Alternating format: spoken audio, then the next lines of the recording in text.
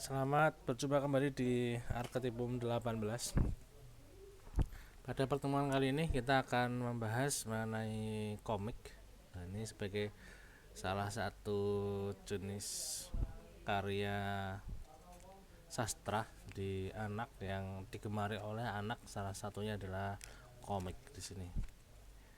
Kita akan belajar mengenai komik berdasarkan buku referensi yang saya pergunakan dari Burhanur Giantoro tentang sastra anak, pengantar dan pemahaman dunia anak. Di sana menjelaskan mengenai komik adalah cerita yang bertekanan pada gerak dan tindakan yang ditampilkan lewat urutan gambar yang dibuat secara khas melalui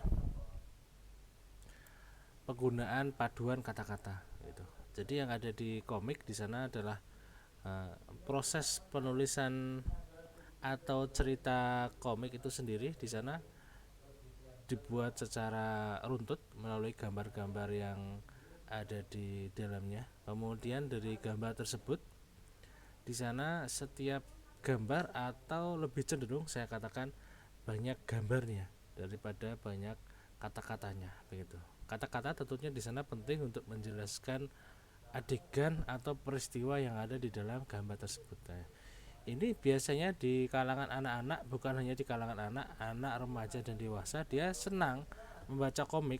Nah, ini karena tentunya dari gambar tersebut dapat mengilustrasikan terkait dengan peristiwa-peristiwa yang ada di dalamnya begitu.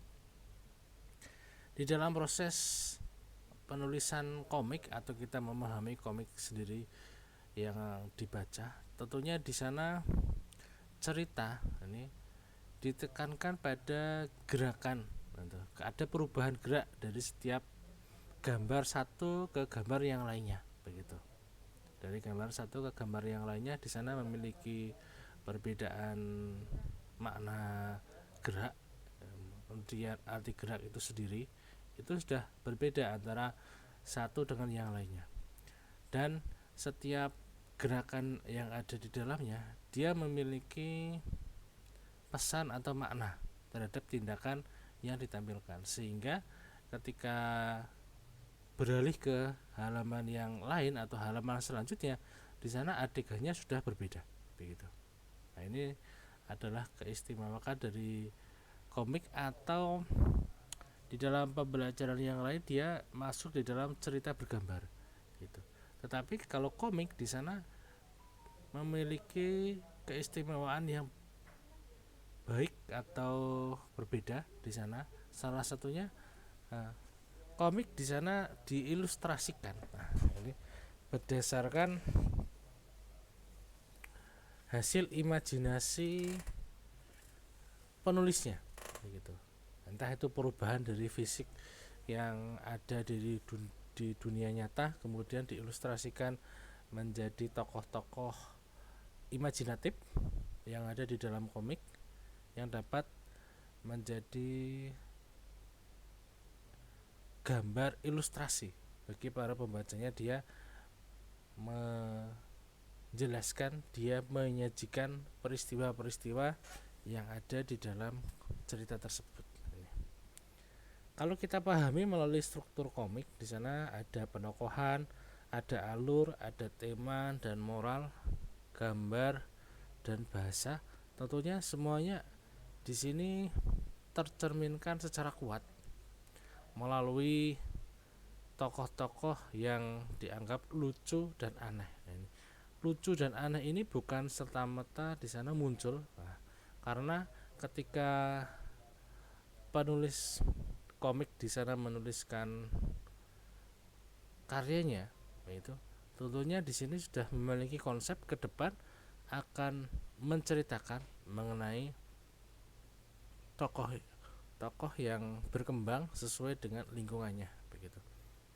Kemudian karakter komik di sini kuat, misalnya di sana untuk anak-anak ketika dia sudah masuk di dalam sifatnya komik itu sendiri, karakternya dia protagonis, dia akan protagonis terus menerus dan akan menjadi tokoh yang memiliki daya ingat tertentu oleh para pembacanya, oh dia tentunya di sini akan memunculkan sisi yang positif di akhir, atau dia memiliki sisi yang pelupa itu, atau dia sering melakukan eksperimen begitu. Dia memiliki karakter yang kuat yang bisa diketahui ketika seseorang membaca komik begitu. Kemudian tokoh di dalam komik itu sederhana. Jadi tingkat kesederhanaan di dalam komik itu salah satunya ditentukan dari jenis komik itu sendiri. Seperti tadi yang saya sampaikan, di sana ada komik yang khusus diberikan kepada anak-anak. Nah, dia tokohnya adalah tokoh sederhana begitu. Nah, ini. Kemudian ketika sudah mengacu ke jenis remaja dan dewasa, di sana tokohnya berubah lagi menjadi tokoh bulat. Mungkin di sana sudah mengacu ke dalam penokohan yang serius, itu bukan lagi sederhana, yang mengacu daya pikir seseorang ketika membaca komik itu sendiri. Nah, bagi anak-anak khususnya di sekolah dasar, dia senang menyukai komik yang salah satunya di sana bisa meningkatkan imajinasi dan rasa senangnya dia ketika membaca begitu. Itu mengenai tokoh-tokoh yang ada di komik. Kemudian teknik pelukisan di tokoh itu sendiri, ketika sudah tadi saya sampaikan, dia memiliki karakter yang kuat. Kuat di sini adalah yang dimaksud ketika dia sudah sering dinyatakan memiliki daya nalar, kemudian rasa ingin tahu yang besar, kemudian di sana dia memiliki sisi yang baik, maka akan muncul seperti itu terus begitu. Sisi itu terus muncul begitu. Dia mudah dipahami oleh pembaca. Kemudian alur di sini ada peralihan yang dikatakan di sini bahwa setiap alur cerita di sana memiliki sisi kemenarikan yang sangat baik ketika orang membaca komik itu sendiri. Salah satunya ketika orang membaca komik di sana ada sisi peralihan yang disebabkan karena proses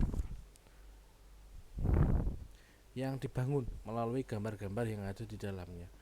Proses ini biasanya muncul karena ada urutan atau penafsiran hubungan makna yang terbangun di antara tiap tokoh yang ada di dalam komik itu sendiri.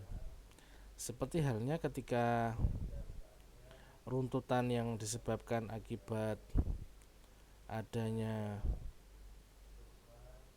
peristiwa-peristiwa yang terbangun di dalam komik itu, kemudian di sana menciptakan daya nalar tertentu yang memunculkan makna akibat pernyataan-pernyataan yang ada di dalamnya, maka yang terjadi di sana seseorang dapat menangkap bahwa peralihan gambar yang ada di halaman 1 dan halaman selanjutnya, dia merupakan peristiwa yang berhubungan sangat erat. Ada sebab, ada akibat, ada sebab. Nah, itulah yang terjadi di dalam proses pemahaman alur di komik itu sendiri. Dan di dalam konflik yang ada di alur itu juga sifatnya dia memunculkan peristiwa-peristiwa yang secara terlihat atau secara umum di sana memahami bahwa peristiwa itu muncul sebagai bagian dari cerita. Nah, itu. Ini alurnya seperti itu. Jadi halaman 1, halaman 2 itu adalah peralihan gambar yang menuju ke perbedaan setiap babagan begitu.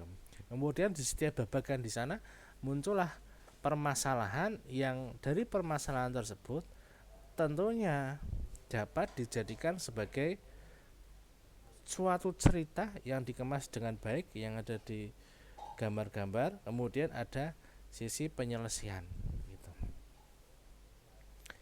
Tema dan moral di sini merupakan bagian dari isi komik yang tentunya di sana mewadahi seperti tadi yang saya sampaikan, menceritakan mengenai apa, nilai-nilai di dalamnya mengandung apa, itu ada di dalam tema dan moral. Gambar serta bahasa tentunya di sana ada di dalam komik karena komik di sana mengacu ke peristiwa-peristiwa gambar yang ada di dalamnya dan menggunakan kata atau bahasa sebagai media untuk berkomunikasi.